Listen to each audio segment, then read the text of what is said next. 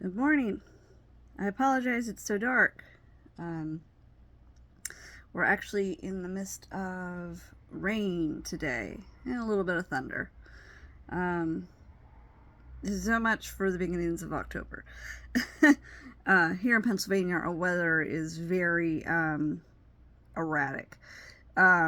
It could be 90 degrees one day and snowing the next. That's not even a joke. Those memes are true. um, it really can be that changing. Honestly, for the last few weeks, we've had nothing but sunshine. Some of these days where there's not even a cloud in the sky, it actually makes the ground. I don't know if you guys notice, but when there's more sunlight, the green in the grass actually seems more vibrant compared to these days. Like I could completely have a sunny day in October and the grass looks dead. It's just brown. You could have no frost at all and it still has a very odd color to it, just because it just doesn't seem right. I can almost tell in a lot of photographs the difference between summer and fall, based on those kinds of changes in the color. I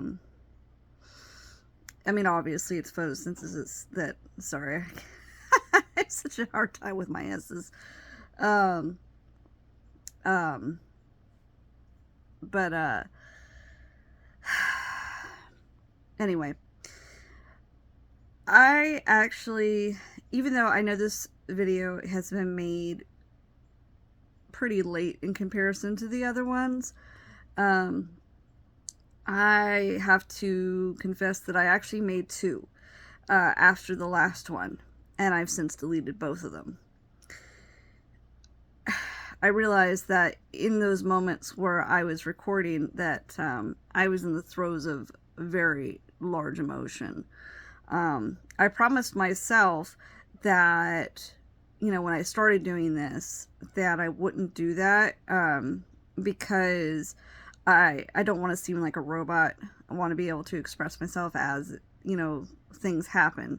However, it doesn't exactly help if you can't understand me or see things even correctly. One of the videos I had done actually was in St. Mary's, in the Hermitage Cemetery, and I was literally running around. Literally. Like, I had the phone in my hand, I was like, shh, shh, shh, shh, shh. And I was crying, and I was just an absolute mess. I was trying to share, what it's like to be around what they would consider triggers, or, almost just, in this case, reminders of your own trauma. It's almost like you're reliving it, but through somebody else. Somebody else is experiencing what you experienced, and as they're telling you this and you're actually visibly watching it, you become very personalized in the situation. And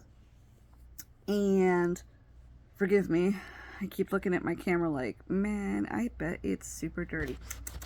No, it didn't change anything. Okay, that was a waste of time. Anyway, so I realized that in my emotional throes, I was all over the place. And that doesn't really help in these video diaries if I can't be, in order. I was jumping around a lot. I've done that once before when I discussed my 11th grade experience with the assault in the previous video. And honestly, I kind of regretted jumping ahead of that. I think I was just kind of in the mood of, those kinds of traumas, that one I just needed to get it out that day. However, now it's out of order, and I have to rethink about, well, did I talk about this during that year or this during that year?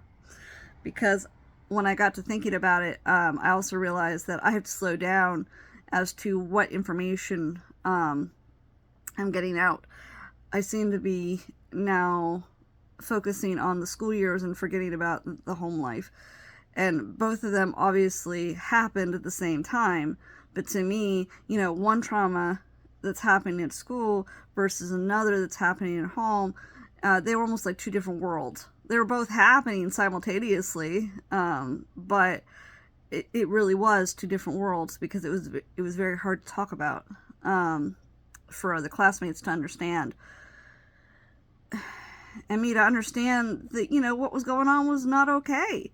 Again, I think I've expressed this in the past, where, when you grow up around something and you're around it all the time, you believe that that's actually normal. My current therapist likes to recommend a book called The Boy That Was Raised by Wolves. And again, I know I've talked about this, but I haven't read it. But just from the title, I can get exactly why she recommended it to me, because, my stepchildren and their trauma, along with my own, how their normal was very warped as well. And it didn't matter, what anybody says now. They're still coming to terms with the fact that that wasn't normal. And sometimes that can be a trauma all by itself. You're so used to this. You're almost like, Stockholm syndrome type thing. You're so used to this, that this is your norm. This is what you've adapted to. This is how you survived. That the idea of coming out of that doesn't feel safe. And so it's more like, you almost fight the other people away from you. Like, get away. You can't tell me what's normal. You can't tell me that what I had was bad. Because it almost feels like a guiltiness inside of you. Like, well, if this is bad, maybe I'm bad too. Maybe it's bad that I accepted it as normal. There's a lot of guilt that comes with that, as adults, as we experience trauma and realize that we're experiencing something that's not okay. In those moments, we tend to blame ourselves. We'll say, well, I should have got out of that sooner. I should have left. I should have called somebody. I should have said something. It's always those coulda, shoulda, wouldas that really, they warp our own sense of safety. Wow, did it get dark. Whew. It's almost green outside. It's actually 8 in the morning. This is an unusual time for me to do this. Usually I do it in the middle of the day, but I actually waited till my children got on the bus, and I said, you know what, I'm going to do a video. Anyway, so my point being, I got way too wrapped up in my own head in the last videos I made, where I realized, again, I was blubbering so incoherently, and things were actually going on that I think I needed to get off my chest. But again, it's not helpful if it's not in chronological order. How are you going to know that, one thing from one thing to another? I could be talking about, something that's current, and sometimes the way it's even voiced isn't correct. It might come across as a past event. And then if I bring it up again, it's more like, oh, wait, that's happening now. That's not happening before. That's happening now. And they can get, kind of twisted together. A lot of people will personalize other people's trauma.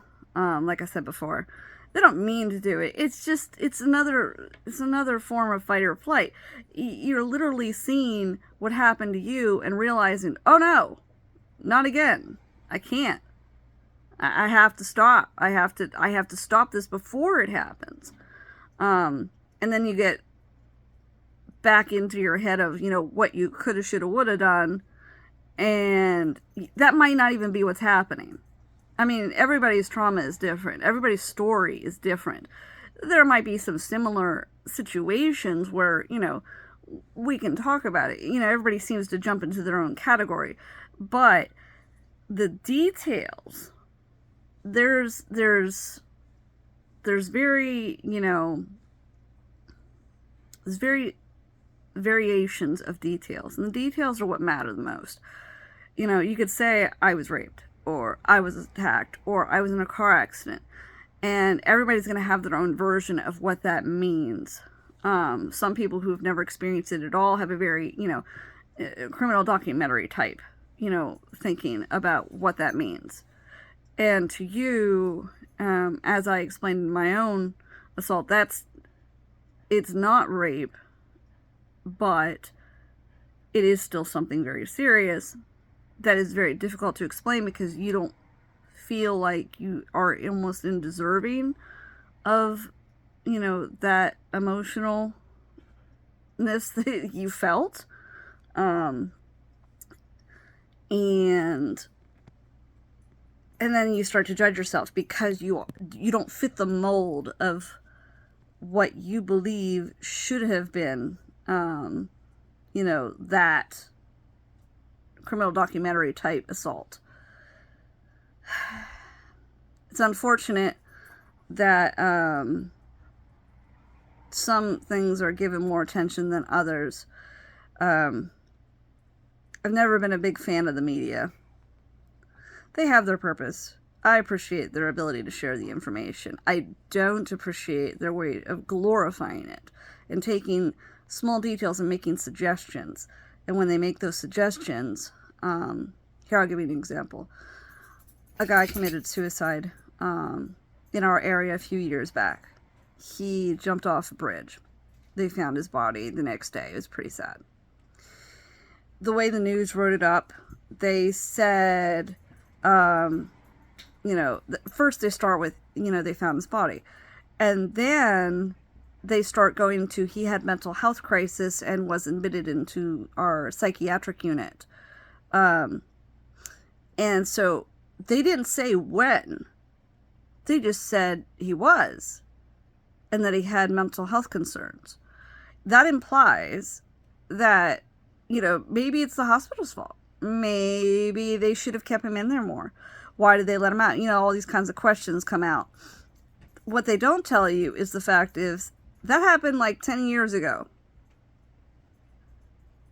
It's similar to the shooter of Trump. The first one, the kid. I'm actually very close to the area. We're about 20 minutes away from Butler. And actually during Pauly's vigil, which I was also at, and that's honestly the first time I've said his name. That was my friend's nephew, Pauly Likens Jr. During the vigil, which honestly fell sideways, it was just awful. The first thing the senator did was get up on the stand and talk about the kid trying to attempt an assassination against Trump. And it was like, okay, I mean, that's not okay, but that's not, we're here to talk about Pauly. Honestly, the whole vigil turned into some circus. I hate even using that word, but nobody talked about, what a great kid Pauly was, or, what good he was, what he meant to people. They actually threw the family out because the mother had filed a false protection order against the father. So when the family arrived, God, that was awful. When the family arrived, the father's side of the family, who had Pauly and his little brother, they only heard the grandmother yell, "That's his son." And everybody seemed to, I heard in the crowd people, whispering, they thought, oh, they're transphobic. And that's not true. That's not why. The public didn't see what was actually happening. They didn't see the fact of Paul being told he has a protection order against him that tells him he can't be at his own child's vigil. And the mother, who had actually been abusing Pauly, filed that. And she actually had him attacked. These are all factual things that Paul has disclosed himself on a radio station in our local area. He said it multiple times in the news. His sister and other relatives have posted videos of the vigil in its entirety, because a lot of people like to say that, you know, Paul was out of control. And Paul wasn't. I've never seen a man more in control. And in a certain situation like that, when your baby's killed,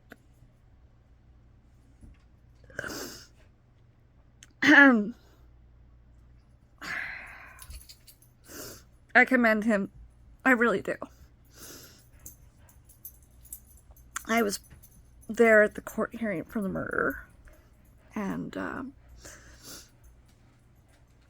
that family held it together so well. They don't deserve this.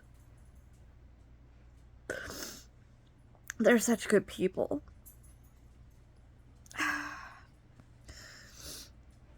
The protection order was thrown out later. The obituary was written by the mom without consulting the dad, who had Pauly. And all Paul wanted to say was that Pauly was a gay male. He was feminine. He liked to dress up. He, Paul bought him his first purse. He likes to talk about that. How his mom didn't want to do it. And Pauly, that's all he wanted was a purse. And Paul gave it to him.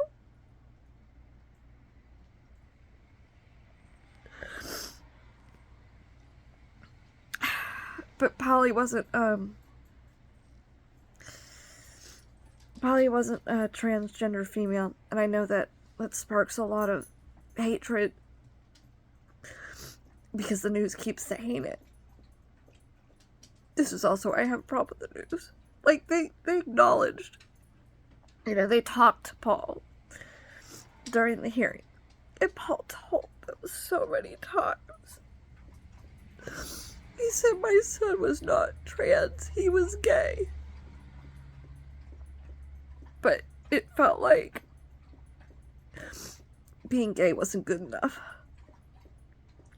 So, because Pauly had curly hair, in an old photo too. Honestly, he didn't have that hair when he was killed.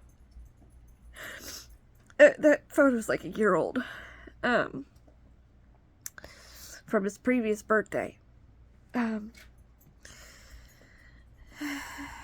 because Pauly looks like a girl, and he's kind of feminine in features, everybody called him a transgender girl from the beginning. And then just said Paul didn't want him to be transgender, and that's not true. It's not true at all. Paul and his son talked long, and all Pauly said was, I'm gay. He never said he was a girl. His friends, Pauly's friends like to call Pauly, with female pronouns. And Pauly was so sweet that he didn't care. He didn't care about pronouns. He just liked being with his friends. If they wanted to call him a girl, he didn't care. He was just like, okay, if that's what you want to do, I'm cool with it. It doesn't matter to me. Pronouns aren't a big deal. It actually drove me a little crazy to see such hatred towards the family.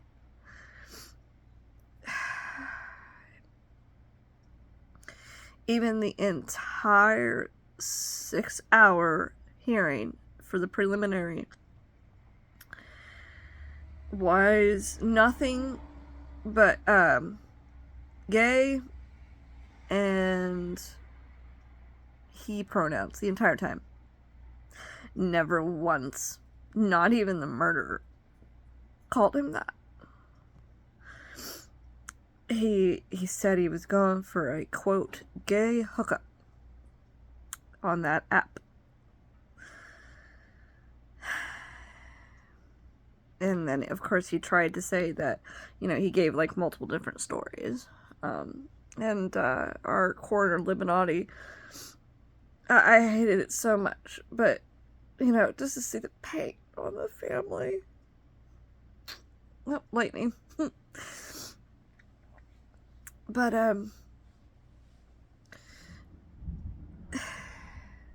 our district attorney, the woman, honestly, I can't remember her name, when she asked questions, they were very generalized, very, I think, even sensitive to the family a little bit. And then the defense dragged it out. They wanted specifics. And that is, you know, when we learn what parts they found, what parts they don't have. Now he had defensive wounds in the back of his hand because he was trying to cover his neck.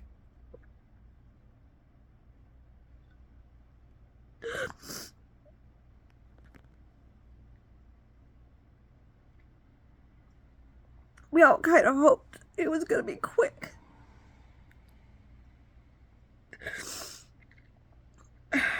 But it wasn't.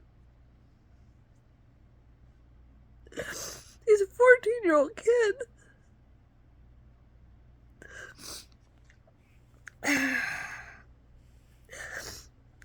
I'm sorry. See, this is how I kind of was throughout the entire other videos. And they're,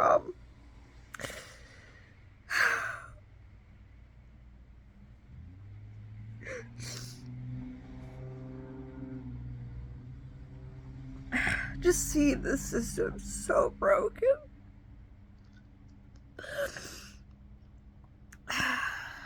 The murderer tried really hard to have everything thrown out.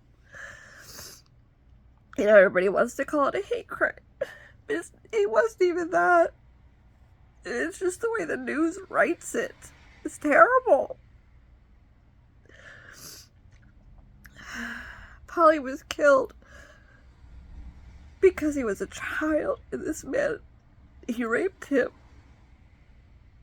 multiple times. And he just silenced him.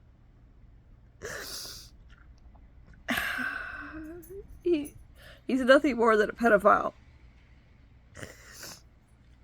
But again, that wasn't glorifying enough. So the news went around saying, oh, the prosecutor doesn't want to pursue a hate crime because Deshaun Watkins is gay. I can't believe they actually did that. They literally followed people around and questioned them and put them on the TV, and everyone saying, well, that's outrageous. Of course it's outrageous. If that was actually happening, that's not what was happening.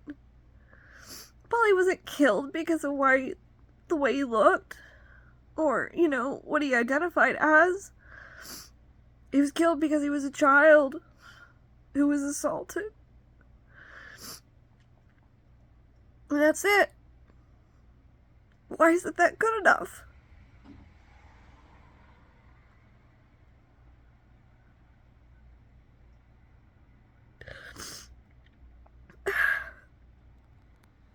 Pauly deserves to be recognized. But to be exploited by the news,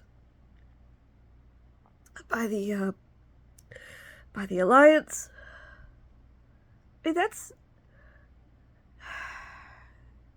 is really wrong.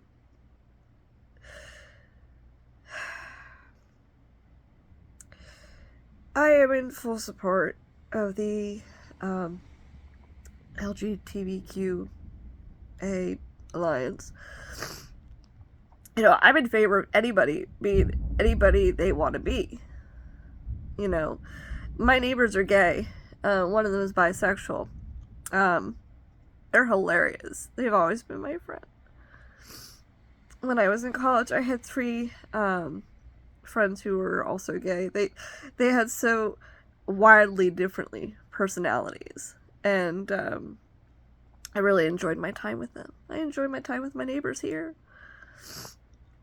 Pauly's aunt is also bisexual, And, I mean, she was trying to tell people about Pauly, and everybody completely ignored her.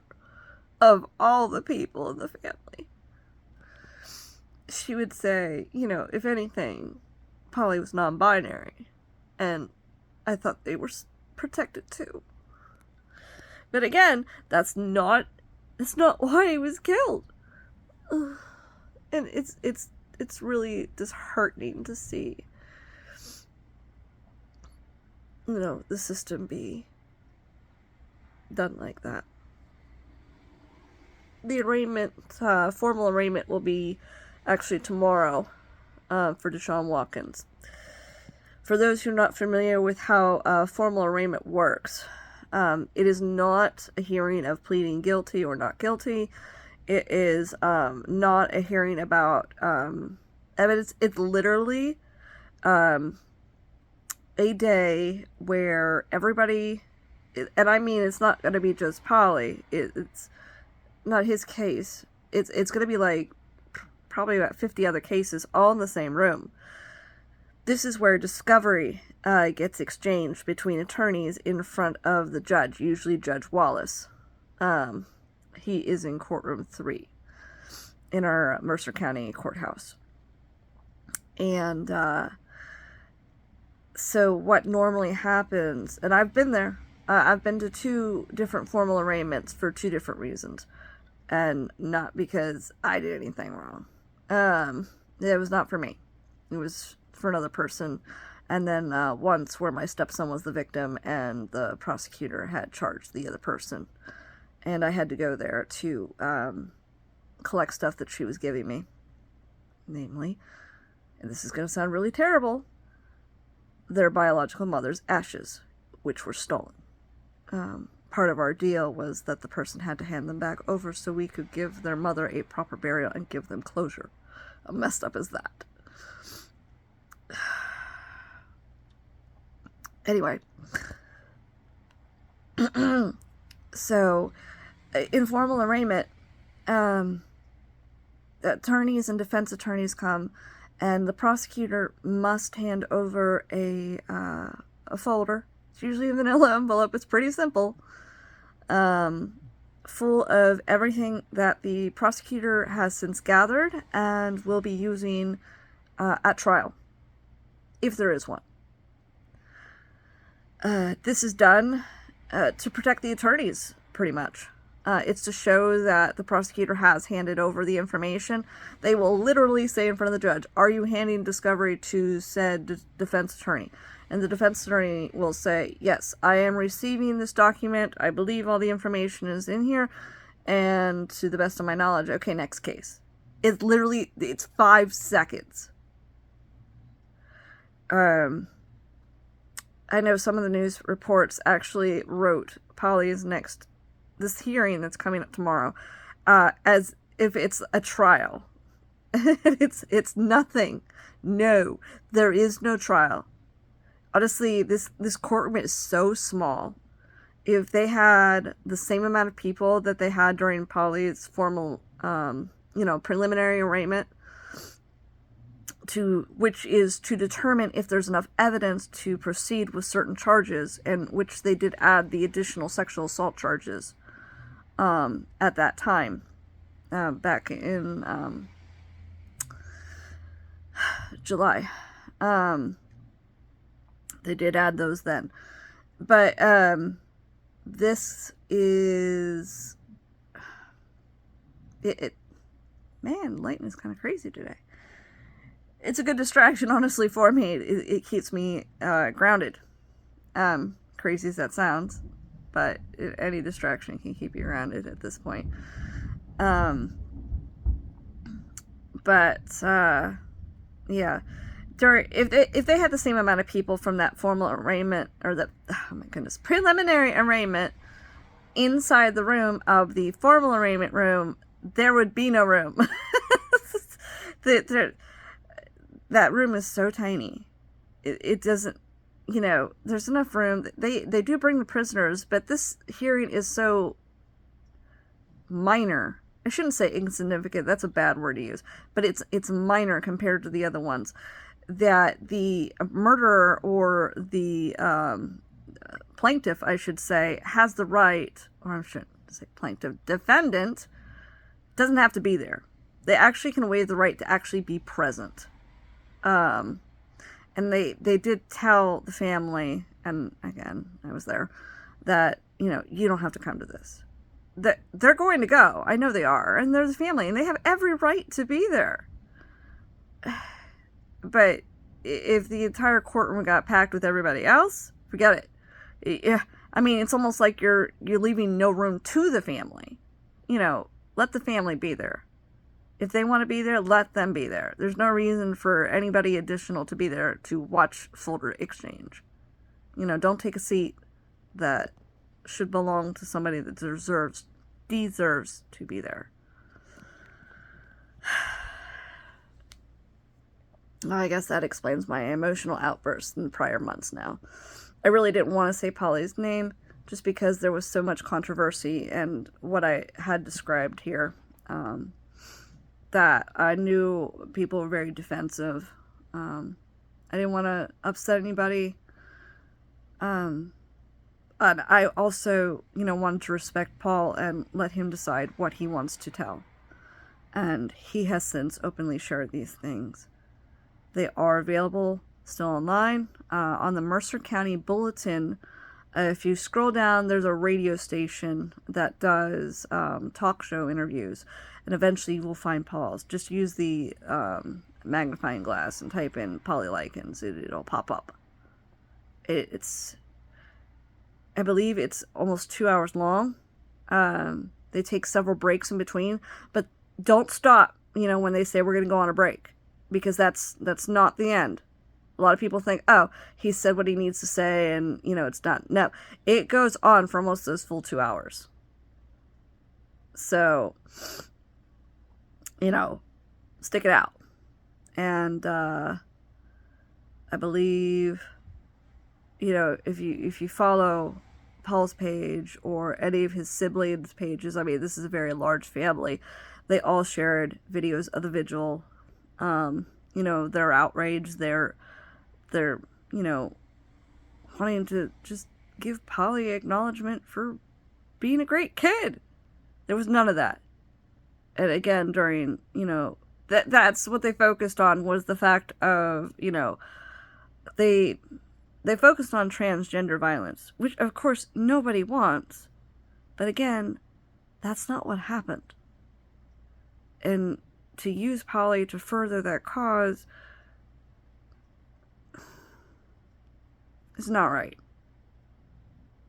Take somebody who actually did experience that and use their story to further that cause.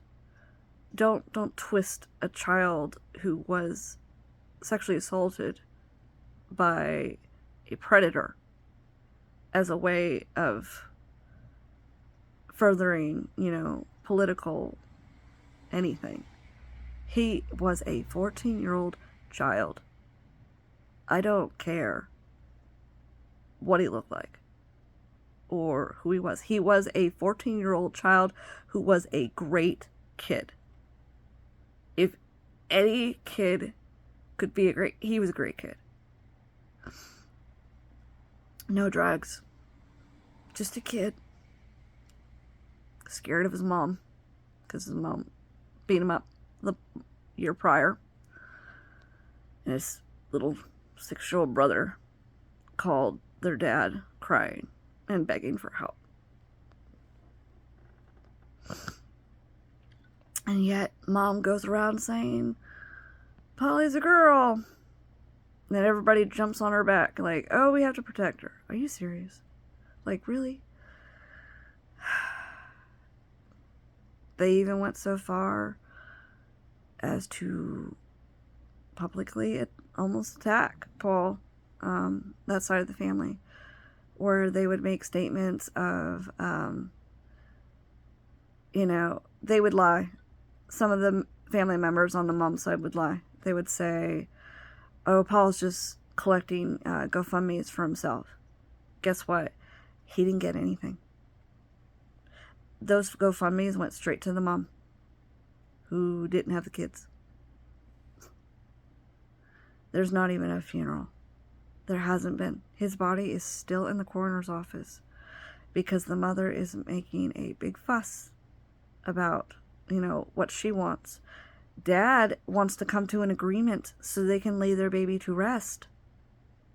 He's begged, even on the radio show, he begged, he said, let's just talk this out. But because she wants to be difficult, the coroner can't release Pauly's body to a funeral home. That obituary was released prematurely, and they're not doing the funeral. And it just blows my mind. It's easier to believe the mom is, sad and wanted to be a better part of her child's life. But in all honesty, she didn't before. She didn't take him to the doctors. She didn't even take him to the dentist. You know how Pauly's body was identified? Dental records. Want to know how that happened? Because Paul took him to the dentist after he got him the year prior. He had never seen a dentist prior to that. He never had any immunizations. And not because mom didn't believe in vaccines. Mom didn't want to go to the doctor. She's an addict. Taking him to the doctor would have exposed, the abuse. So, terrible. Anyway. I hope that clears up some things. I'm sure I'm going to get some backlash.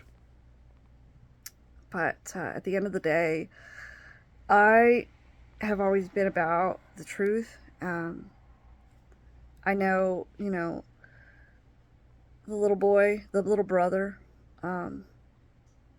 steadfast through all this. Great kid, too.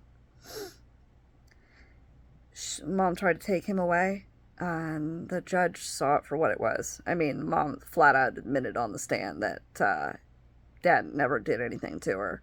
In fact, they were attacking him, and the only reason he actually tried to do anything was to just get her to stop hurting him. She said that. She said on the stand, I was only grabbing at his arms, or he was grabbing at my arms because I was hitting him. I mean, really? Boom. Like, well, what protection order do you need? You're the attacker. Like, that doesn't even make sense. So they threw it out. And they granted Dad custody. The custody is not over yet. It's still going on. But Dad was given time with his son. And I'll tell you what, the smile on that kid's face, wow. He's so happy to go home to his dad. His dog. He's just a little kid too. He lost so much. He lost his brother. His mom won't get help. I mean, alright, I'm gonna stop. Anything further, I don't want to speak for the family. That's just my experience of it. And I am fully supportive of the Likens family. They shouldn't have to go through any of this. What's worse is they lost their brother almost a year to the day that they announced Pauly was killed. They weren't even notified of his death. They found out when it hit Facebook. They told the mom. They didn't go to Dad. They told her. She wouldn't even call Dad. She couldn't make that phone call to tell him. that their baby was killed. It's just so selfish.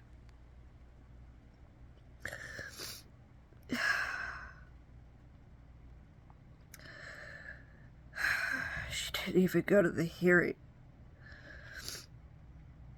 She only came after 3 people showed up from the Alliance and started making statements to the news. I was informed they'd also chased off Deshaun Watkins' mother, which honestly she's a victim too. Criminals' families are victims. Unfortunately, a circumstance. It's terrible. That woman didn't do anything wrong. I feel for her. It's her son that she's losing because of what he did. It's gotta tear her up inside. And, yeah. So,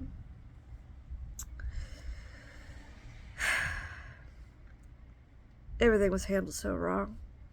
You know, it's starting to calm down, and people who truly support the family are still there, and the people seeking, attention are vanishing. Because honestly, I mean, again, the formal arraignment's tomorrow. People are twisting that one a little bit, but it's literally it's just paperwork. The next hearing will be called the list. It's usually a Wednesday, first of the month. And again, it's not just Pauly's case. It is a lot of cases. And that is where they plead guilty or not guilty and then set a trial date. However, as the DA had said, the defense is likely going to request time to go over the evidence, so this day will be postponed for months. Honestly, we're not even, they're not really even looking at anything until the beginning of next year. They're waiting for a lot of DNA evidence to come back officially.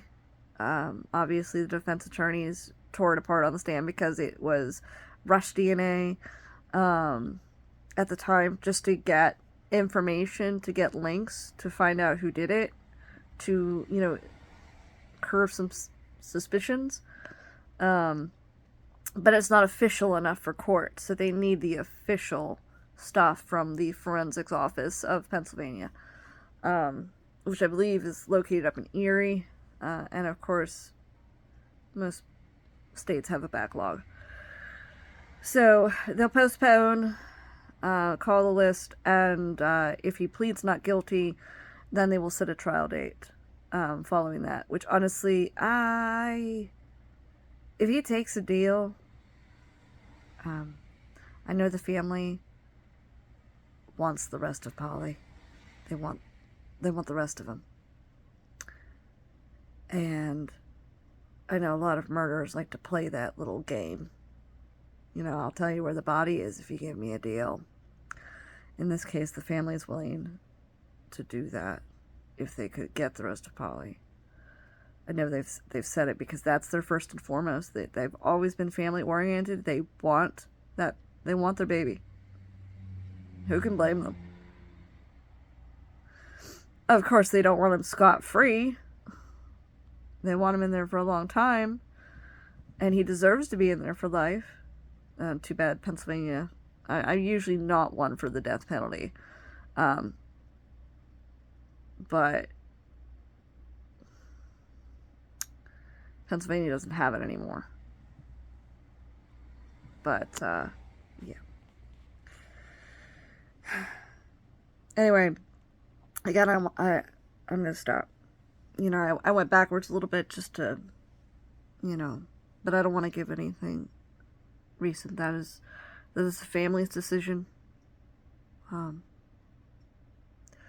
is their call. This is their life, and it shouldn't be happening to them at all. I'm so sorry that it is.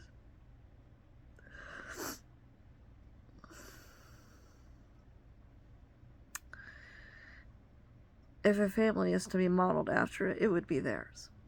They have always been close-knit. No matter what happens, doesn't matter what is happening in their lives or what kind of conflicts they have with each other, they always band together when there's a crisis. They little conflicts can wait. You know, it's all about being there for each other. They are definitely one to be modeled after. I don't know a lot of families that do that anymore. Not saying every family should either. I mean, some of them are raised in abusive households. How are you supposed to be close-knit when they're abusive? But this family's not like that. They could have absolutely nothing, which, honestly, a lot of them are kind of like that, where they're hand to mouth. And that's okay, as long as they have each other. That's something really important, you know, that I don't see anymore. Oh. Okay. And again, I am going to slow down a little bit, even on my own story. We're gonna flop over to that. We're gonna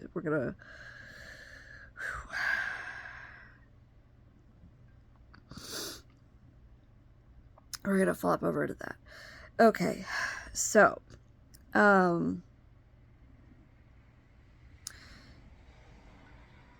if I can remember correctly, because I didn't look at my last videos. Sometimes it's hard for me to even look at myself in these videos. I know I'm talking in them. I know I'm doing them. I know I upload them. But even hearing my own voice, it doesn't sound the same to me as I'm hearing right this second. So listen to myself talk. I'm like, there I go, hypocritical again. Oh, maybe I shouldn't have done that. Maybe I shouldn't have done that. And then I get deterred about even doing these. So I tend not to look back. So if I can remember correctly, I was talking about 8th grade. And again, these are not going to be like 8th grade this video, 9th grade next video. Because there's far more that's going on, you know, that I'm becoming more aware of in these years. I mean, I was Pauly's age. Now that I think about it. So, I know the last time I talked about 8th grade, I talked about, you know, my feelings towards the one boy, and how, you know, he kind of wanted to be part of the cool crowd and the bullying. That's not a boys will be boys situation. It's more like peer pressure. If I had to give it a classification, that would be what I'm putting it under. It was social norm, you know, to put down those who, you know, weren't good enough to everybody else. I wasn't outspoken. I wasn't, you know, big into a lot of things. Most of the stuff I was actually in, I almost felt forced into. I was in Girl Scouts.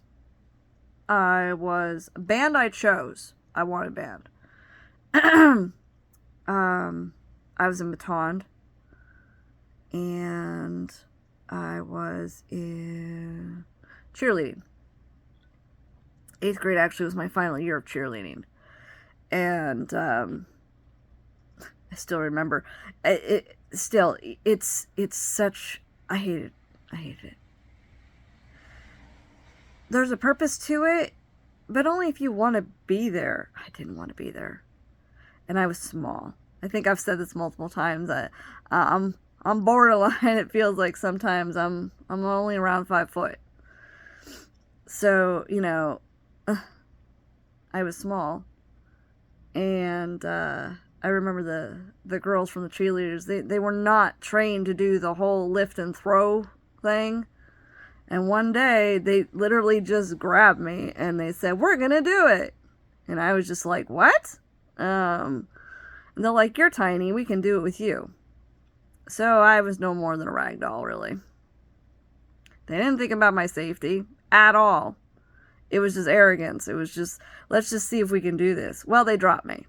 Like, it was terrible. Like, I knew the moment they were pushing me onto the one girl's hand and the other one couldn't steady the same angle. Because in order to do it properly, you're supposed to lift the legs at the same time at exactly the same level.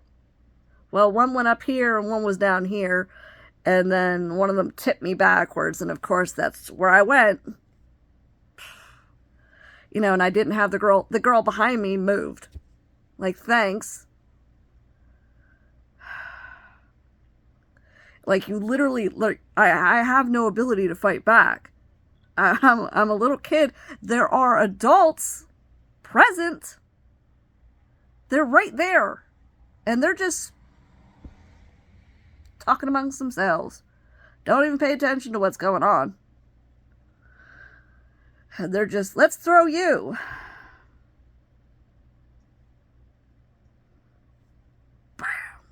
I mean, I can't even describe that pain. The wind was knocked out of me. That was the first thing I remember. I remember ringing in my ears, just laying there, just staring straight up, like, I just hit my head and my back straight on the ground.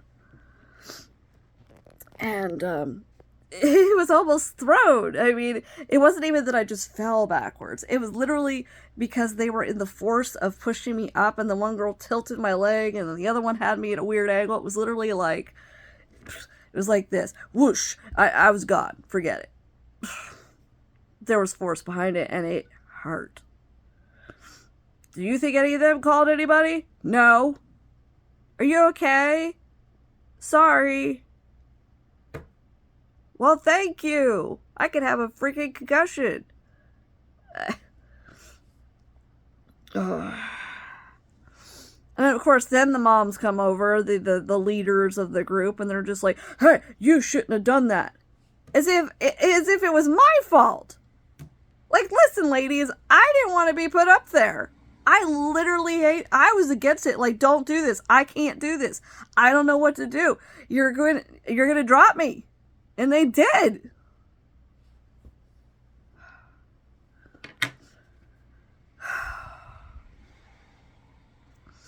Sorry, I didn't mean to yell.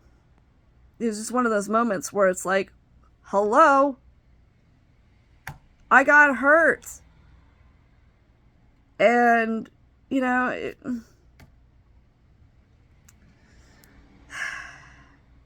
baton, I was always picked last because I couldn't do a one spin. At least not properly. And frankly, the baton scared the bejesus out of me. That year, we had to decide, you know, what to do for freshman year. I wanted to be in the band. I wanted to be in the band so bad. My mom said, that's not good enough. It's like, what do you mean that's not good enough? I love playing the flute. I love music. Music is everything to me. You know, many operas. I've been to operas. I've been to Phantom of the Opera. I sing, you know, the musicals. I love Sweeney Todd. Oh my goodness. Johnny Depp has a voice. So did Alan Rickman. Oh my God, this is beautiful. Love music. But no. My mom said that's not good enough. You have to try out for baton. And I knew I wasn't going to make it. How much more embarrassing could it be? To be told, you can't do something that you actually want to do. You have to do something else that you know you're going to fail at. But no, it was always, you can do it. You just don't want to. Oh, thank you. Thank you so much. Like, that's a pep talk. I hate that pep talk. How are you going to tell me that I'm good at something that I know I'm not good at? And just assume that I'm magically going to be good at it. You know, a lot of people will down themselves and they will doubt their abilities to the point where they're like, I can't do this. They know they can. They just know that their confidence level is lacking. I knew I couldn't. Like, it wasn't about confidence. It was literally, I can't do this. I have the fear of the thing coming down on my head. So when I spin, I don't look up. I look up for a second, but I'm more concerned about, like, oh, I'm gonna get hit. So I'm almost avoiding the the thing coming down at me, so I drop it every time. I even told my mom, if you want me to do anything, I want to be flagline. I love their outfits. The dance line is beautiful looking. And I love the flags. And she said, flagline is for people who can't make majorettes.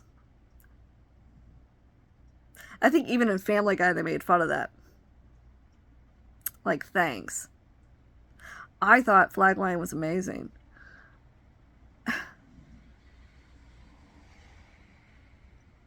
Nope. Not good enough. So when I had to do the official tryout, because she signed me up, even though I didn't want to be there, I failed. And then when the words came out of their mouths that I wasn't going to be picked, it's almost like a slap in the face. And actually, what was weird was I actually felt bad that I disappointed my mom. Like, it came back on that.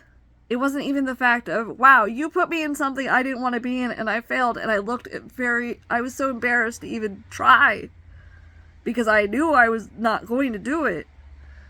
And now it's like, you've just reaffirmed that failure. Thanks. Instead of doing that, I was just, wow, why wasn't I good enough for my mom?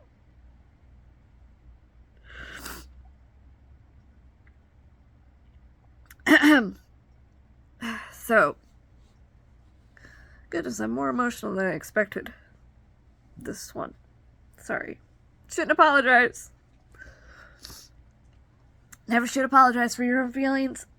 Still do it. It's actually part of trauma. Messed up. Apologizing for things you don't need to apologize for. I even had a guy once say to me, stop saying sorry. I said sorry. Sorry for saying sorry. Oops.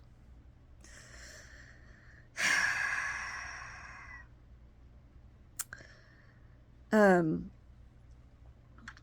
was starting to talk a little bit about home life, actually to the guidance counselor, who eventually became the principal, by the way. The principal, he was the principal that dismissed me in my 11th grade assault.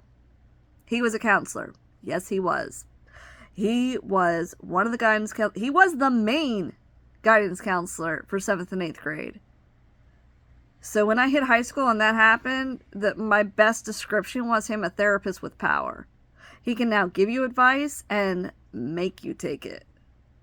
It felt very uncomfortable being near him, especially after that. It was just more like, wow. I'm still amazed that he's still a principal. And he has called me from my children. And he literally says my name. He doesn't say, Mrs., anything. There's no respect there. It's still, hi, Jessica. And I'm like, really? I'm almost 40. I know I was once a student. That doesn't mean you get to address me by my first name. I am now a parent, and I deserve that level of respect. I still don't have it.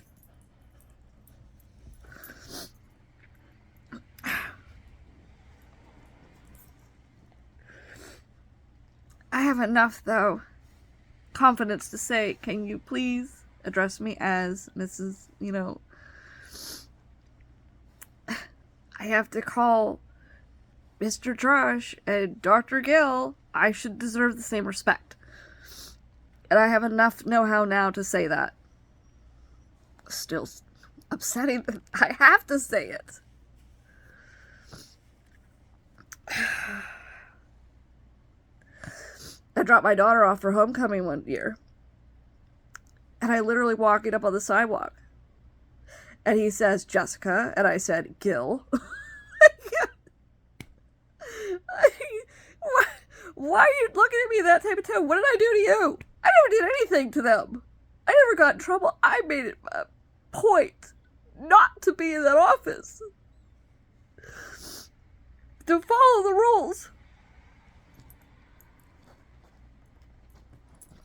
Like, what? God.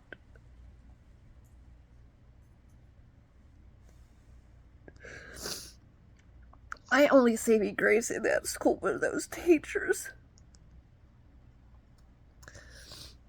They would bend over backwards for you. They would do anything to help you. So that's who I clung around the most. I preferred to be near them. Not the students. Not the staff. Not the, I should say, the office staff. It was the teachers. They're great. Still great. They keep me informed. They work with my kids. Some of them are still teaching from when I was in school.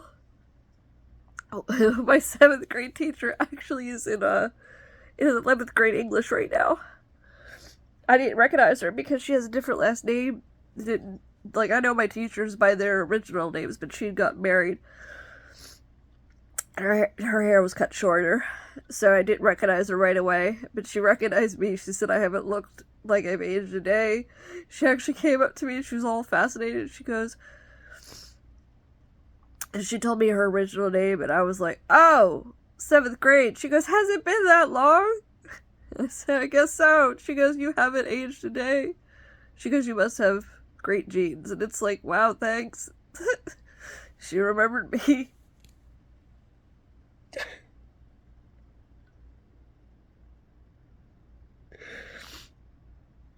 In a good way. That was, I don't think she knows how much that meant.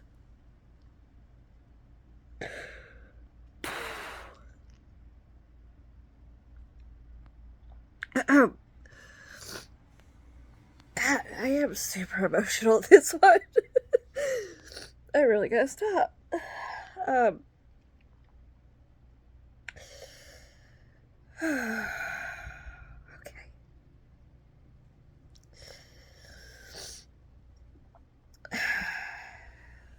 But,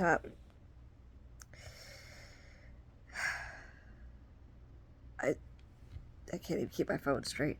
Yeah, I'm recording on my phone. It's not a computer, it's not anything else. It's my phone. And I'm literally holding it. So every time you see me switch hands, this one was holding it a minute ago.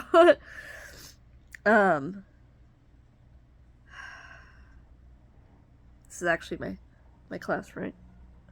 I don't know. I wish I could take it off, honestly, because hang on. Oh, I can never get the focus to work. Come on. Come on, phone. Work with me here. Nope, it doesn't want to do it.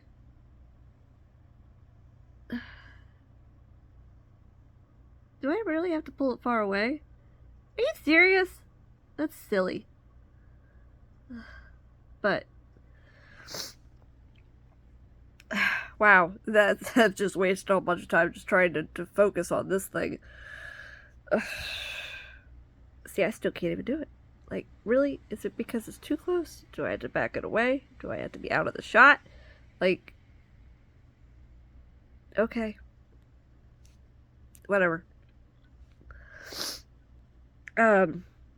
Anyway, so,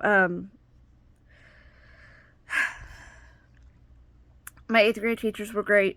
That year, actually, my family wanted to travel to Disney. You know, it's a nice thing one of the few memories I have that are good of my family. And, we went actually with my grandparents too. My poor grandfather actually went on the Tower of Terror. And I mean, he was like 60s, almost 70s, and he'd already had a heart attack. Woof. Yeah, he was done after that. Forget it. That whole ride, like, my father had a video camera, and actually, we weren't anticipating how the ride was going to happen.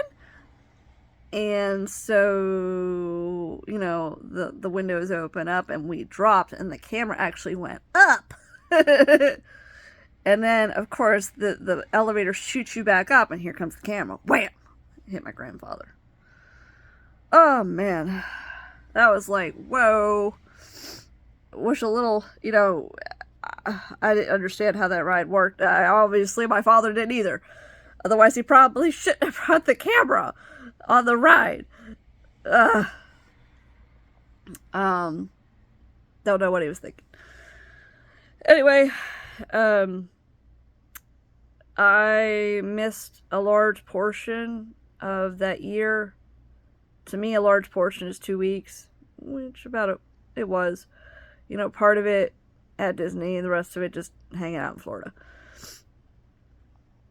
And,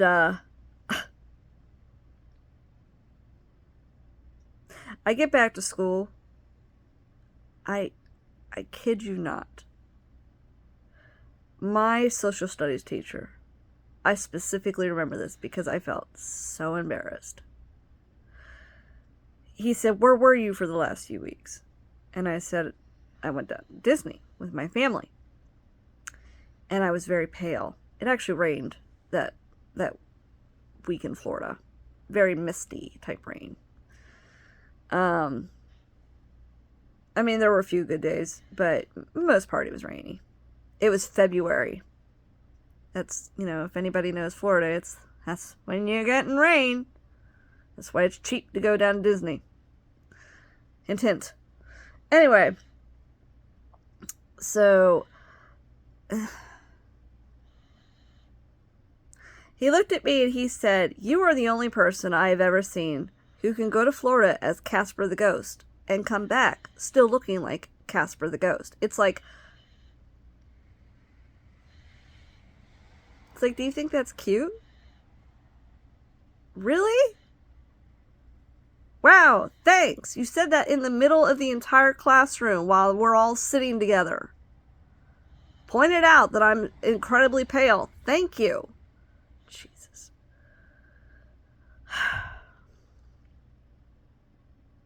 As if I don't have enough problems. It just felt like piling it on. Piling it on. Just reassurance. Something's wrong with you. Not good enough. Over and over and over and over. Whew. That was the first year we actually had a dance. And I wanted to go, but I didn't have anybody to go with. And all the boys were, making fun of me. At least it felt like it. There was a bit of chunk in them surrounding the boy I liked.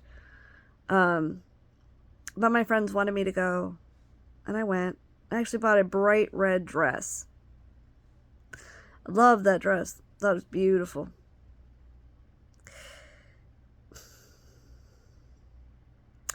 During the dance, my friend, she went over to talk to the boy that I liked. And apparently, according to her, he had said, he did want to talk to me. And I was kind of excited, but I was very hesitant, like, you sure? Because, how'd you do that? Because he's been making fun of me for weeks. Doesn't matter if I like him and I think he's a good person and I just think he's part of the group right now. I'm very wary about going near him. Well, of course, she drags my arm, literally grabs it and starts dragging me I can't, once again, resist. I'm in weird heels that I'm not used to walking in. I mean, if you've ever catch me out in the open, I'm wearing shoes. I'm wearing pants, and I'm wearing long sleeves 9 times out of 10.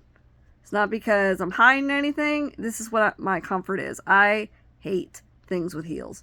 Anyway, I can't walk. She's dragging me over there, and he's sitting there with all the guys. All the guys that have been making fun of me. The guys that made fun of me when I hit the ground during, the one band day. The guys that pick on me almost religiously.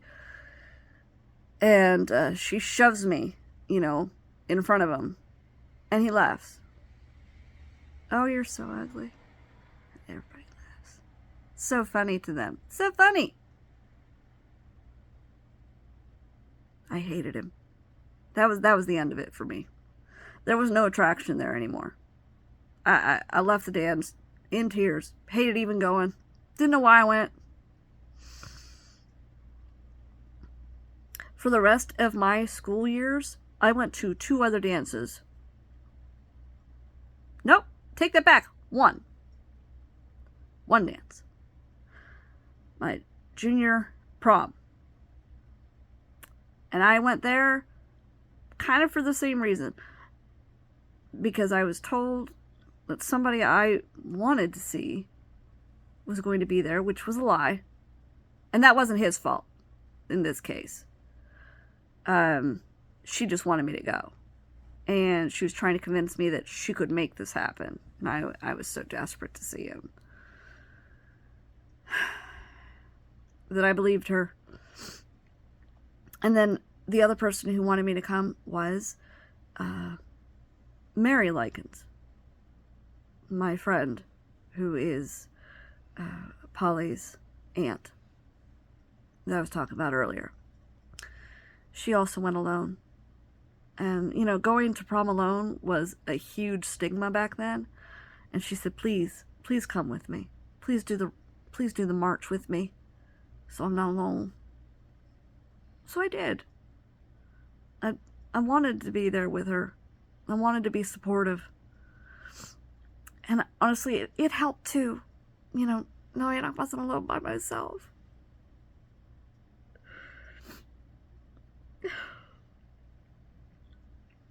Still, it's very embarrassing to take a picture by myself.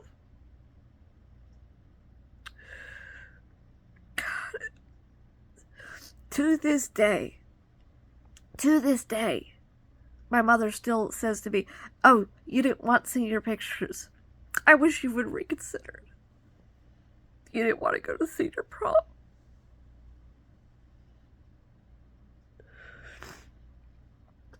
Because she wanted pictures. Like, hello? Do you not understand why? Anyway, it's all that dismissive behavior. La-di-da-di-da. I'm sure you all know it very well. Your feelings don't matter, only mine do. Thanks, I'm sorry. Sorry to disappoint again.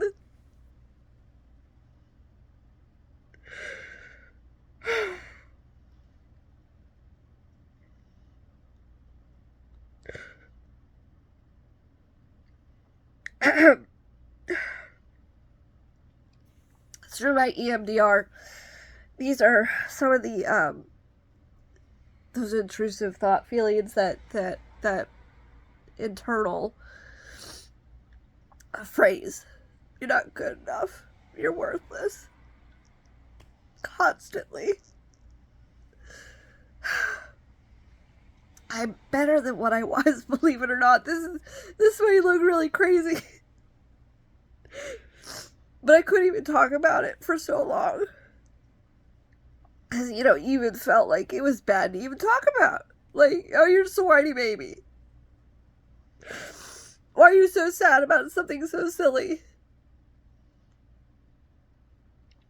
They can't comprehend it. They can't comprehend constant put-downs, constant reaffirmation to that feeling. I mean, I come home with A's on my math test. It should have been an A+. Well, thanks.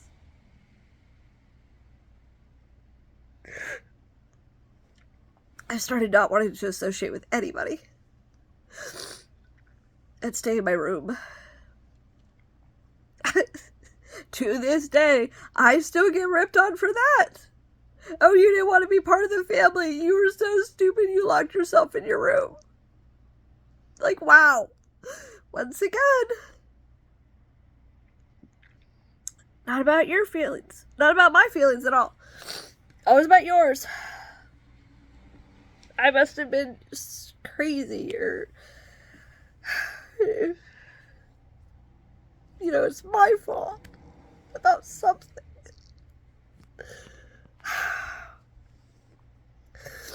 It's like, I didn't want to come down.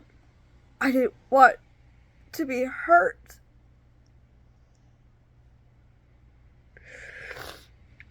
I stayed in my room and I gamed.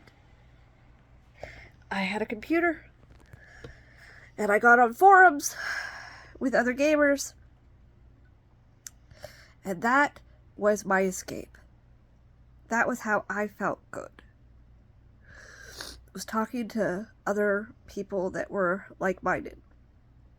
Unfortunately, I ran into a few predators on the way, and you know, you're not really told about cyber criminals back then either. You know, you don't know what they're capable of. You don't know if they're lying. And I was looking for somebody to care about me, and I actually found a kid, and it turned out it really was a kid, and he really was telling me the truth about himself, because I did get to meet him in person with my father, who brought me to see him. He wasn't even that far away. He was about an hour drive. But he was my age, we had the same interest, and he had a bad home life, like I did. So it was easy to talk to him. In fact, actually, how we met was we were arguing over a video game.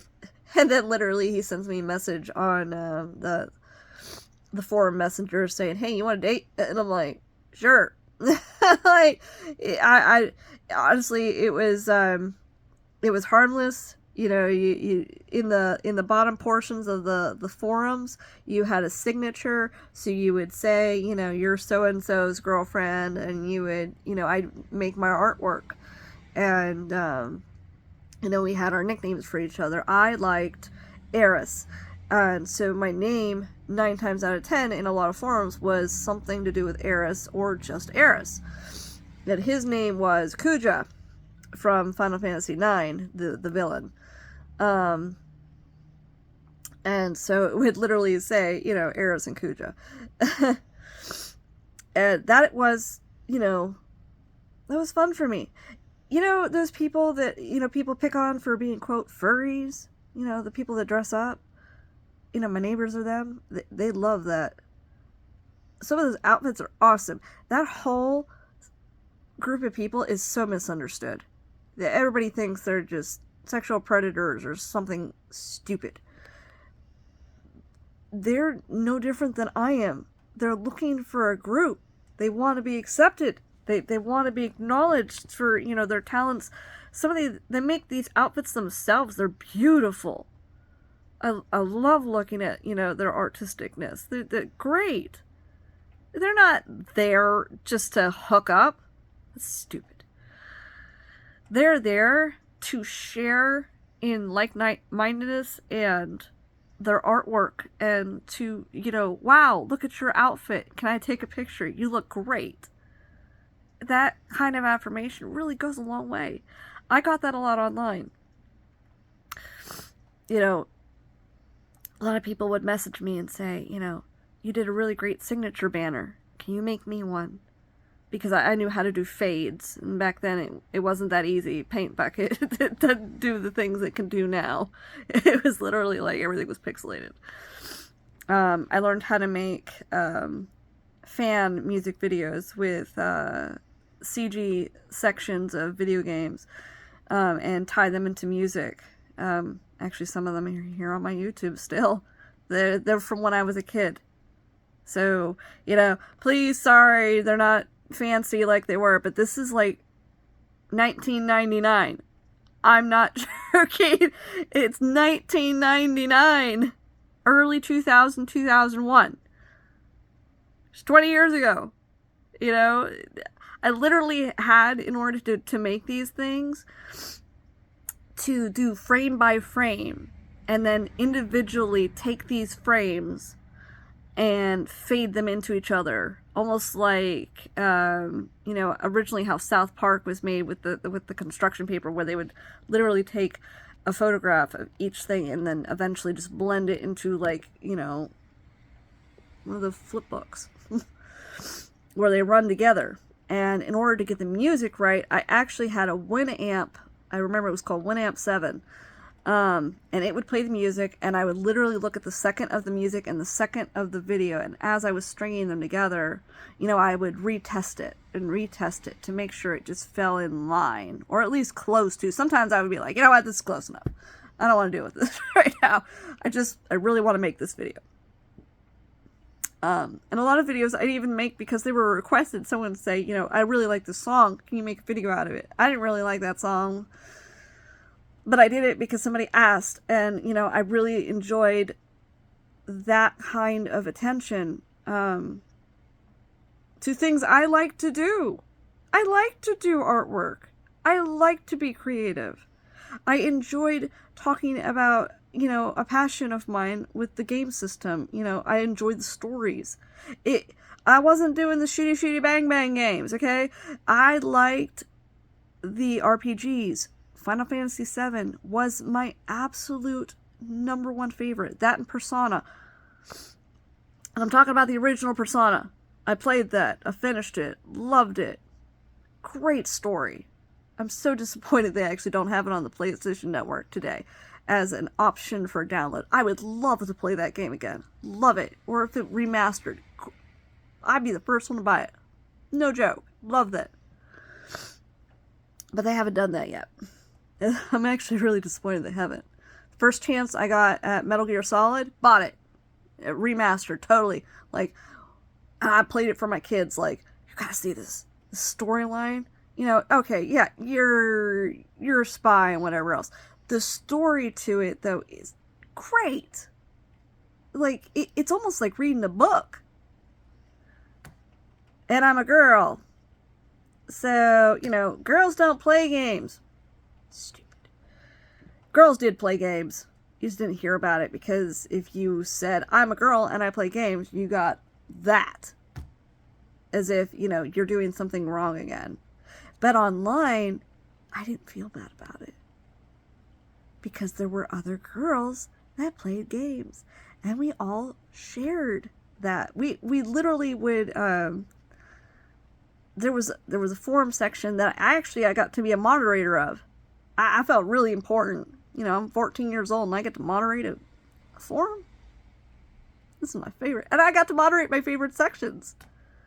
I felt really special to be able to do that. And I mean, that really helped my self-esteem.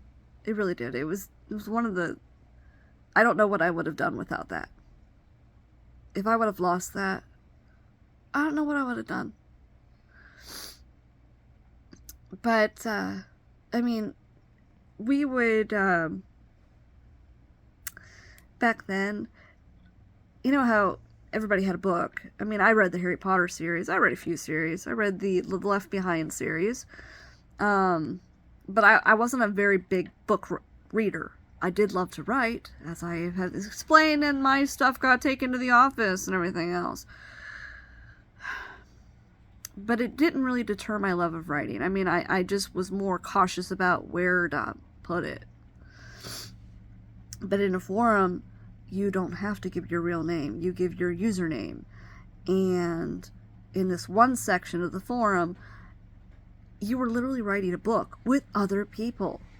It was a role-playing thing where they would write up a snippet to include themselves somewhere in the story. And then, you build off of their story.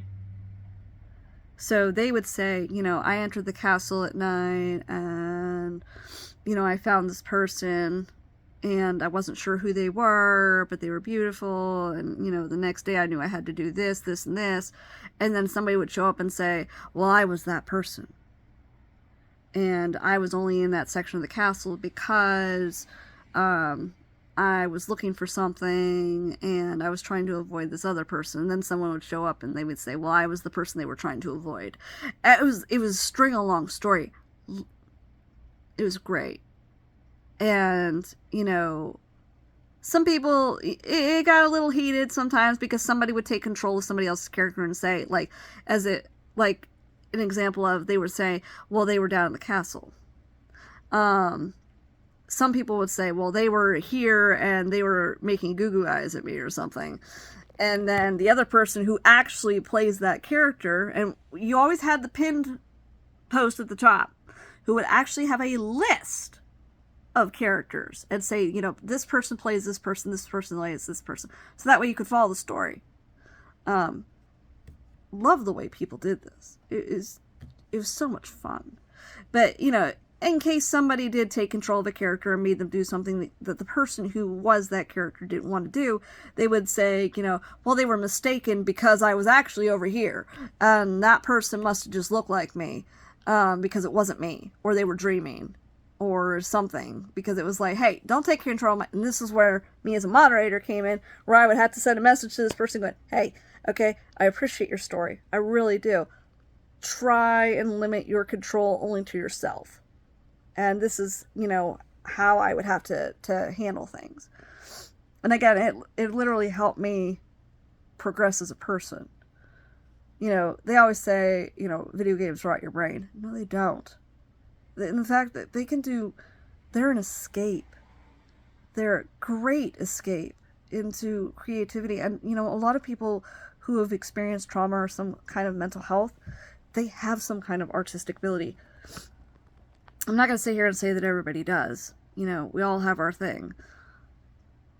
But expression through our traumas is extremely important to us because, we want to talk.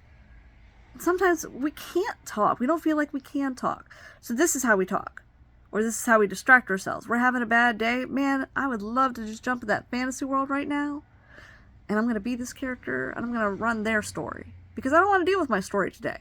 I want to deal with this story. I want to immerse myself into this. It's the same as a person reading a book. You're throwing yourself into your imagination. You might actually be able to see what you're doing. But a lot of the roleplay games, you have choices. And so you're not running down a hallway. You're not being pushed into these directions. I mean, yeah, there is a linear storyline somewhere in there. But you could say, you know what, today, I don't want to do that. I want to go do this extra piece of the story today. Or, maybe I want to go backwards and, check some other things out that I missed. Or today I want to go level. You could make a plan of action and do it. And it was a great escape for a lot of people. And so I am never, my favorite meme, I shouldn't say my favorite because honestly I have a lot of favorites, but one of my favorite memes is, video games don't make us violent, lag does. Because honestly, I mean, yeah, we got frustrated games. I've broken my fair share of controllers when I was a kid. I was so tired one day. I was trying so hard to get, if anybody's played Final Fantasy X, Tidus has to get a 0.0 in order to get his sigil, in order to get his famous Xanarkin weapon. If anybody knows what I'm talking about, they know what I'm talking about. You gotta ride that chocobo. You gotta hit all those stupid balloons and not get hit by a single thing. Right at the last second. 0.1. Bam! Shattered my controller. I literally fell asleep on the floor. Like, right there. Like, forget it. I'm done. I don't even have the strength to go upstairs. I'm done. Forget it. Nope. I woke up the next morning and got my 0.0 the first try. I was like, boop! Ah! So excited. Jumping the 200 lightning bolts with Lulu for Lulu Sigil. Ooh. I was zoned in. Like, I almost had, like, double vision because I was following the pattern. I knew where to put myself, and I knew pop, pop, pop, pop, pop, pop. Like, I had to follow that pattern. And if somebody said, hey, Jess, I'd be like, huh? I'd be like, oh, I know! And you get hit, and you're like, yeah, it's start all over again. I'm like, go away! I'm busy! Yeah, I know, it's not real. But sometimes it's real enough. It makes you feel good. It's something you can focus on instead of what's going on around you. If you don't feel like you can escape, or you don't know what to do, or you're just overwhelmed that day, it is okay to take a break. It is okay to get on the video games. I do it. I do it all the time. I've actually been watching a streamer named Queso. My kids introduced me to a few weeks ago. And I shouldn't even say a few weeks ago. It's been more like 2 months. I came home from visiting somebody close to me. And they were watching this. And I was like, what is this? He's playing some old 8-bit game. He is hilarious. Absolutely hilarious. I know, people pick on him, and yeah, that's wrong. But I also know he's allowing it, and that sounds terrible, but he's okay with himself enough to just, be that character. And I'm always on his streams now. I'm always, and, Case, you're great. You look good today. I'm never calling him fat. That's terrible. I hate people who rage bait like that. It's terrible. Get off his back. Come on. He's playing a game that you wouldn't play. And he's doing it in a way that makes it fun. I can't imagine me trying to play those games. I'd be annoyed. I'd be like, what? Come on. But he does it in a way where his character is all there. He's great. He's got that confidence that I wish I had. I fully enjoy his streams. I really do. I know, people are like, oh, he's just wasting his life playing video games, and he just sits there and gains weight, and blah, blah, blah, blah, blah, blah, blah, blah, blah. He's doing something he loves. He's having fun. Yeah, he gets paid. That's cool. But honestly, he's a great role model. He's very against drugs. He doesn't like smoking. He's very against alcohol. There's even a game, like, I was watching a stream last night. In order to gain one of the health, he had to smoke it. Every time he did, he'd be like, I'm sorry, chat. I'm sorry, chat. I have to do it. I don't want to do it. L smoker. L smoker. Love it. Love it. Yeah. He doesn't follow the norm. He's funny. He's great. There's a lot of streamers out there like Flamingo and stuff. I like Flamingo too. Don't get me wrong. My son loves Flamingo. Watches him every day. He'll come to me like, Mom, do you have time to watch an 8-minute video? Who is it? Flamingo. I'm like, oh. Because I know exactly what it's going to do. But I still laugh. Flamingo's funny too. My son wants to be them. I don't think he understands the level of commitment they have. And I have talked with him about it because he's very antisocial. He's autistic. So social cues escape him a little bit. But I don't deter him. I don't do the whole, you'll never make it crap. I will be realistic with him and say, it has to do with the audience. Can you get your audience to stick with you? Even in my videos, I know I don't get that many views. I'm okay with that though. Because to me, it's not about the views. Eventually people will see it, but honestly, this is more for my family and myself. One day I'm not going to be here anymore. I want my kids to know about my life. I don't want them to take guesses I want them to know, you know, this is what I've experienced. This is what I went through. These are my thoughts. And I want that for them so they know, you know, maybe it'll dawn on them, you know, maybe they thought one way and I'm telling them, you know, something that they didn't think about. You know, it happens all the time. There are times, you know, I'll say things to my son and he'll say to me, well, why didn't you say that in the first place? And I'll say, well, I thought it was implied. If I'm telling you that example, I wanted to go to Walmart with my kids and I only had my younger 3 with me. So 14, 10, 6-year-old. I said, let's go to Walmart. You know, I got to go get gas. A loved one passed away as well. And I wanted to see, because we unfortunately only found out when it hit the papers. And it was like, well, thank you for not calling any of us. You know, he was just our Uncle Greg. He helped raise my husband. Thanks for no phone calls. Anyway, I wanted to go out with my family. I wanted to hang out with my children. I wanted us to have a nice time. My son was very mad. He kept saying, why did you bring us here? Why did you do this? I don't want to be here. And then when we got home, I asked him, why did you keep snapping at me? What? Why'd you keep snapping at me?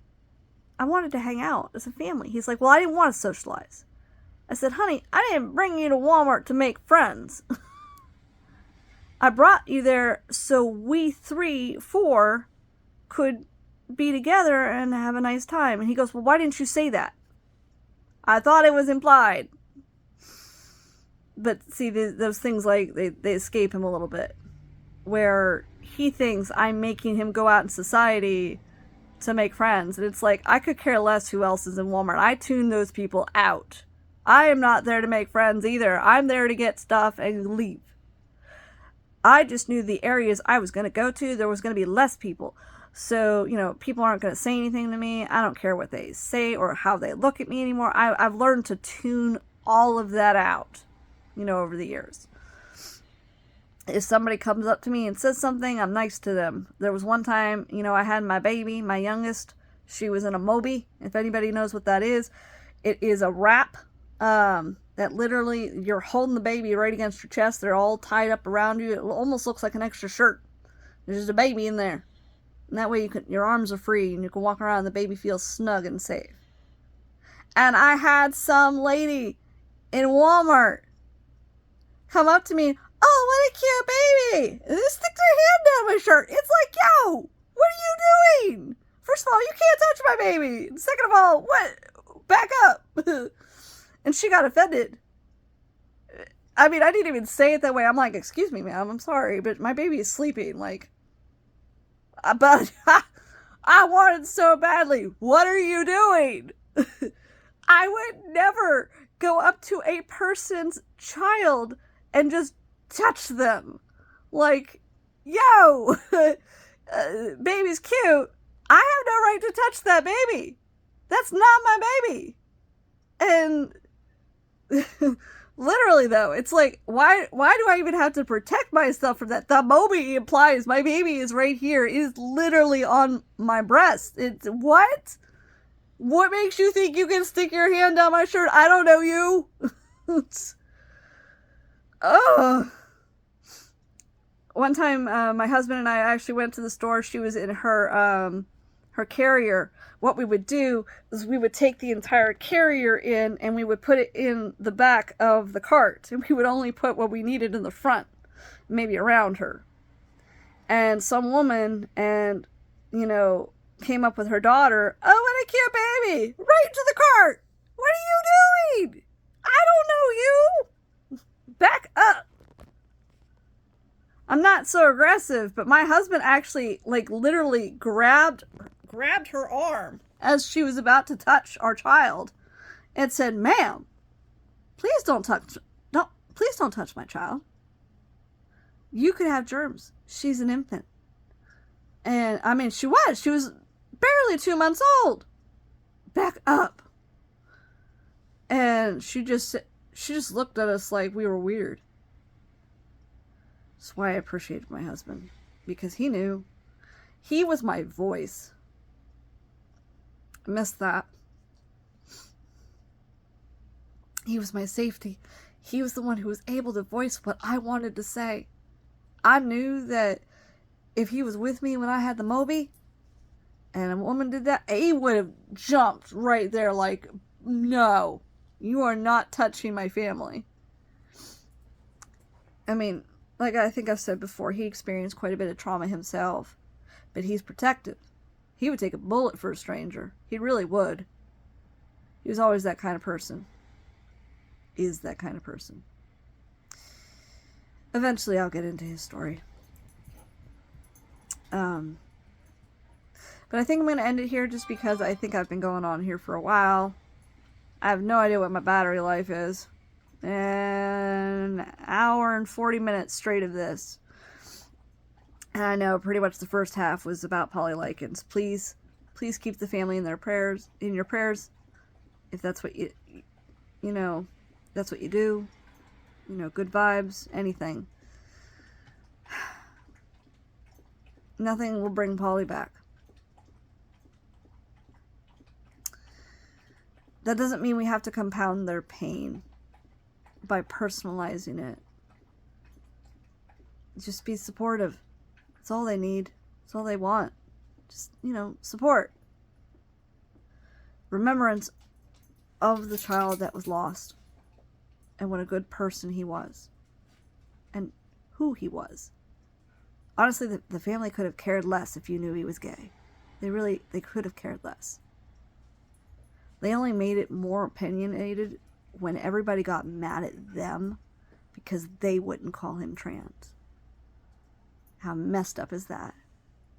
A society full of strangers telling you what your child is just because he's got feminine features. I mean, I can't even begin to say how hypocritical that is. You don't know him. Just because you read in the paper he's transgender doesn't mean he is. Ask the family. The family who loved him, who raised him, who took care of him, who he loved. Ask them who Pauly was, and they'll tell you. Gay is the least of their concern. I think Paul said it best, where he said he was unapologetically him. That's all he needed to be. Didn't matter. He was just a good kid. And he deserves remembrance for being a good kid. Okay? So I just wanted to end with that. Please be respectful of the family. Ask the family questions. Remember who took care of him, who loved him.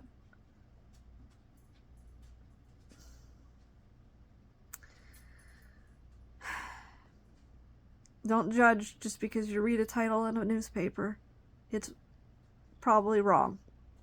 Or it's skewed. They can't blatantly lie, but they sure know how to do propaganda.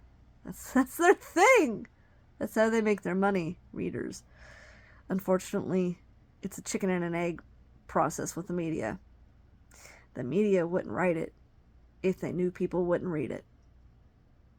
That's the problem. We might not like what our media does. I certainly don't. But I know why they do it. They want to get paid. You see the tabloids, the other newspapers that are lesser, they talk about the truth in all its entirety. They don't get readers. Nobody cares about that stuff. Their readers are few and far between. It's better to yell, transgender teen killed, dismembered for a hate crime. And none of that's true. The entire title is false, minus the teen word. And it's just because they skewed the facts. If you actually read most of the articles now, even though they literally say transgender teen dismembered, they will say in the article, He was a gay male teen. Again, who even cares? Why is this the headline? Why does it need to be done to get attention for this kid? That's what bothers me. He was a good kid. Why is that not good enough to be talked about? That his life was snuffed out, that he was taken so violently. Why is it that he has to be pointed out about the way he looked? Why does that have to be the headline? Why is that the only thing that matters? How he dressed, what he looked like, what he liked. What about how he was? Good kid. Had great friends. Father trusted him. He made a bad mistake. He made a mistake. Kids make mistakes. It's not even his fault. I saw so many people actually blaming Pauly for Deshaun killing him. That was sick. Sick. You cannot. That is not his fault. I think that one bothered me more than the news. Oh, how dare he get on this app. God. Yes, let's blame the child for his own death. That makes total sense.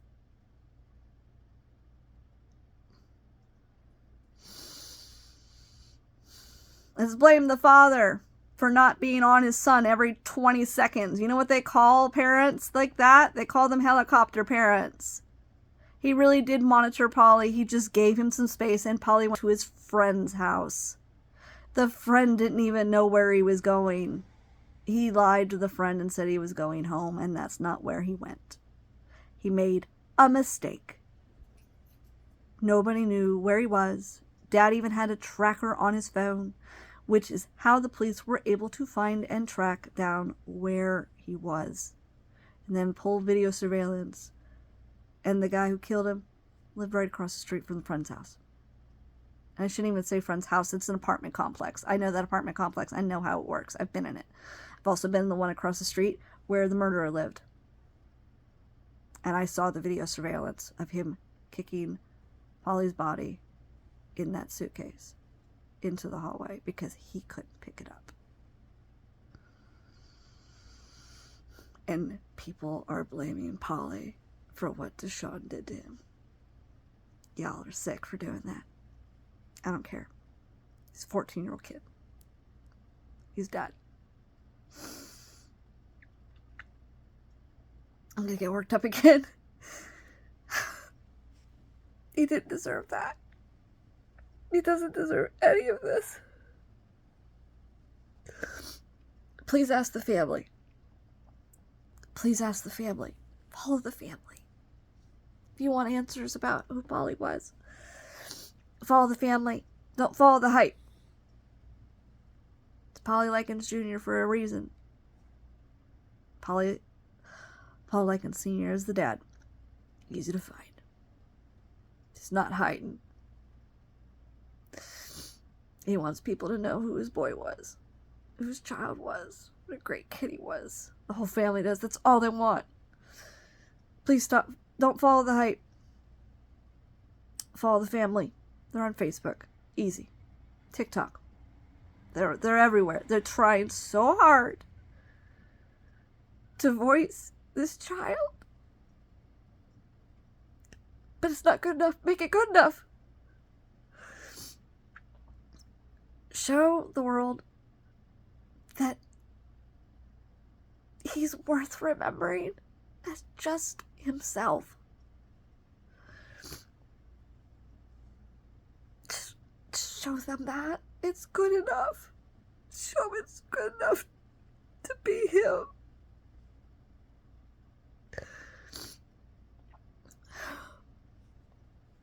Sorry. There we go again, apologizing. I need my cat. But I just, please, if I have to end this in any way, please just do that. Just remember to follow the family. Don't follow the hype. Don't follow the news reports. Follow the family. They'll tell you anything you want to know. Anything you want, they'll tell you about it. Well, that's a great way to remember it. That's all they want. Alright. Thank you all. Hopefully I'll talk to you soon. Maybe I'll try and do this again tomorrow morning. Maybe I'll be a little bit more control, and maybe it won't be raining cats and dogs. Alright. See you later, people.